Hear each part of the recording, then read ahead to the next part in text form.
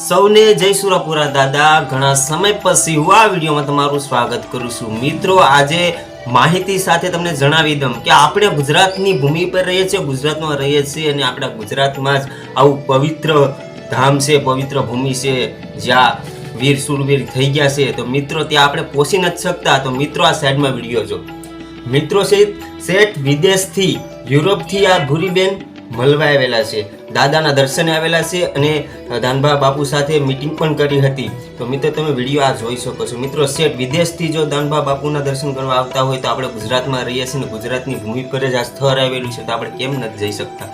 એકવાર અવશ્ય ત્યાં જાઓ, મુલાકાત લો અને જણાવી દઉં, હમણે 8મો પાટોત્સવ છે, તો જરૂર ભોરાતભાલ જજો। સૌને દાદા તરફથી આમંત્રણ છે। સોશિયલ મીડિયામાં વાયરલ થયેલા છે પોસ્ટર તથા વિડીયો, તો તમને આપણી ચેનલમાં એક વિડીયો છે, શોર્ટ વિડીયો, તમે જોઈ લેજો।